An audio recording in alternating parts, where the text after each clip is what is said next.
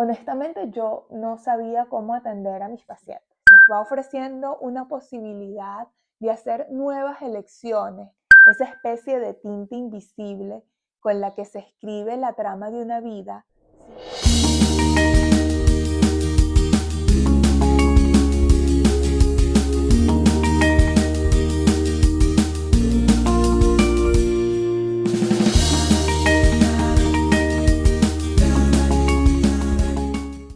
Hola, en este video te voy a hablar de mi formación y de cómo llegué al psicoanálisis.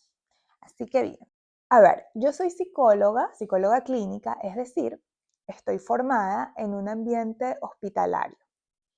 Primero hice la carrera de psicología y luego la residencia como psicólogo clínico en un hospital general. Eso quiere decir que mi formación está inevitablemente atravesada por el modelo biomédico tradicional. En mi época de residente, aunque claro que existían los protocolos, nosotros los usábamos más bien como una guía. Y éramos nosotros, cada uno de los residentes, los que íbamos decidiendo la conducta que íbamos a seguir con nuestros pacientes.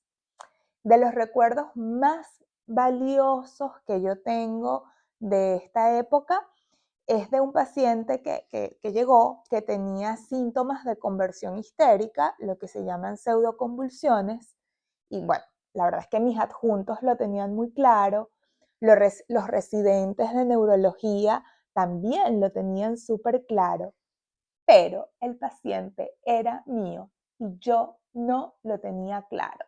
Yo que en mi vida había visto a alguien convulsionar, insistía en que esas convulsiones eran reales, así que solicité todos los estudios necesarios para corroborar que yo tenía la razón. Por supuesto, no la tenía. Aprendí muchísimo. El cuerpo habla.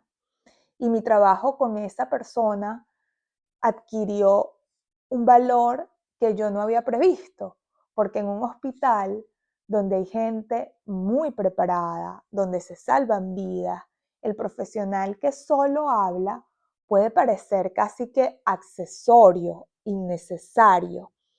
Las enfermedades del cuerpo tienen nombres a veces muy rimbombantes. Las personas toman muchísimas medicinas, se convierten en casos, en la persona de la cama tal, o en mi caso que estaba en un hospital militar, en rangos o en el familiar de tal. Y uno atiende muchísima gente. Yo atendí personas en ginecología, en traumatología, en oncología, en la unidad de quemados, en pediatría, en cardiología, en infectología. Por supuesto también a los pacientes que están en hospitalización psiquiátrica y claro, nosotros también nos ocupábamos de la consulta externa. Y yo en estos momentos clasificaría la cosa así. Personas que atendí por un malestar psicológico o un malestar emocional o psiquiátrico. Gente que llega con un diagnóstico que es médico, pero que tienen un malestar emocional y no es claro qué fue primero, si el malestar emocional o la enfermedad médica. Y personas que tienen enfermedades médicas y que estas enfermedades cursan con síntomas psiquiátricos o psicológicos, como por ejemplo las enfermedades endocrinas u otras enfermedades que suelen desencadenar malestares psicológicos, como las oncológicas o un diagnóstico de VIH. Mejor dicho, nosotros teníamos trabajo parejo a vida. Y fue allí, en esas circunstancias, donde mi relación con el psicoanálisis se transformó. Atender todo esto me abrumaba, me sentía sobrecargada de trabajo, impotente.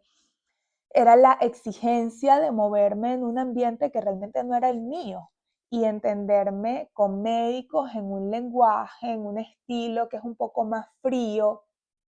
Yo sentía como el reto de no convertirme en eso que no me gustaba, pero tampoco quería pasar por idiota. Entonces, ¿sabes? Tocaba estudiar muchísimo de esas enfermedades que tenían mis pacientes, de los tratamientos médicos que estaban utilizando para entender qué parte de la clínica se debía al tratamiento, a la enfermedad o a la situación social, al hambre, a los problemas familiares, a una historia de vida complicada, al trabajo.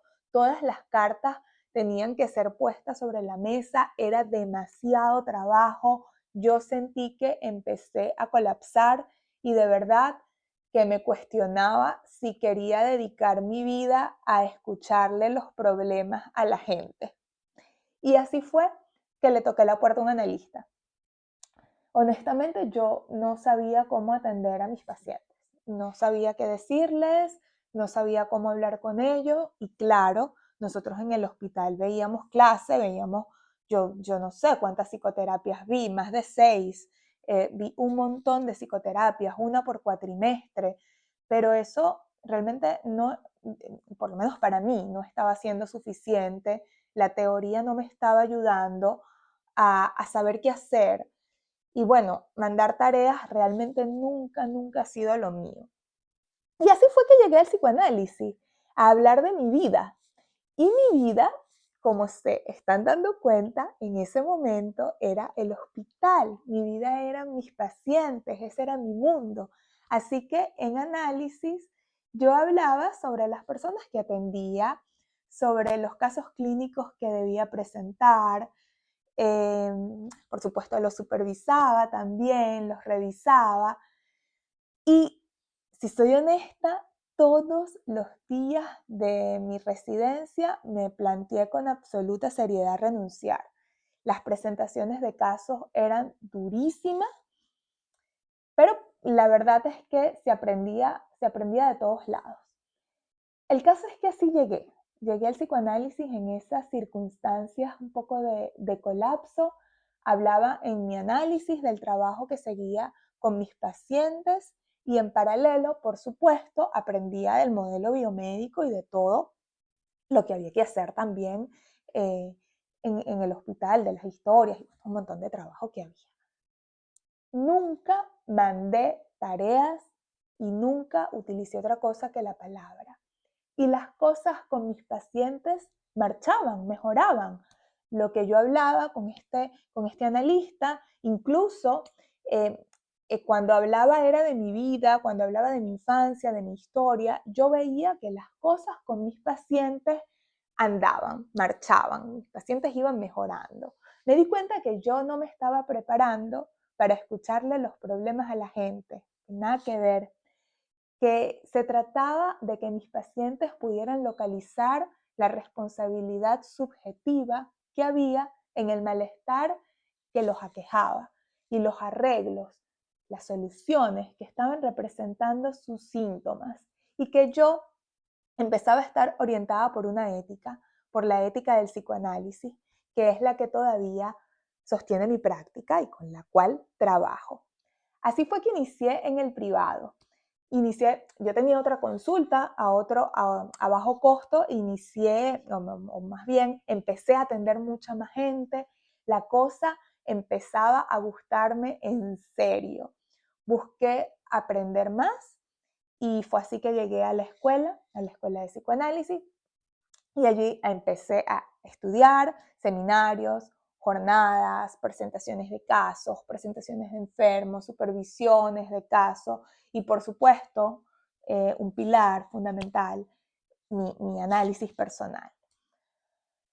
Y bueno, por supuesto que las personas enfermamos, sí, claro, nos pasan cosas, pero somos mucho más que nuestra enfermedad.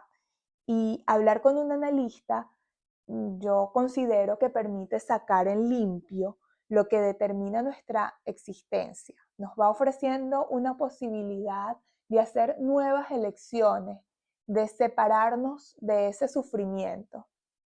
Y el psicoanálisis, los psicoanalistas, tenemos aquí por lo menos más, por ahí 120 años, dispuestos a escuchar a quien quiere ir más allá de la etiqueta social, a esa etiqueta de déficit de atención, autismo, Asperger, depresión, ansiedad, VIH, no sé, matrimonios desastrosos, relaciones espantosas, migraciones, situaciones laborales, porque para nosotros no existe la casualidad. Nosotros trabajamos sabiendo que la causalidad psíquica existe.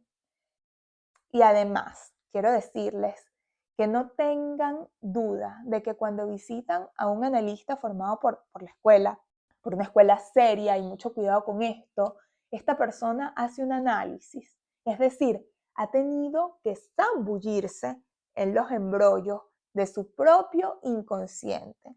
Y desde esa relación con su inconsciente es que lo va a escuchar a usted.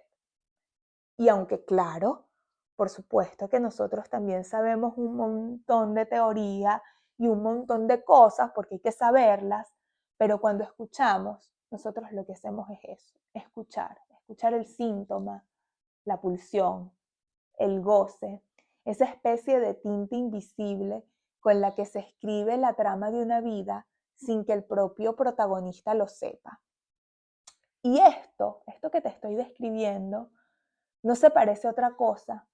Un análisis o una escucha orientada por el psicoanálisis puede transformar la vida de alguien de una manera que ni siquiera la persona que está atendiendo puede imaginarse cuando te escucha.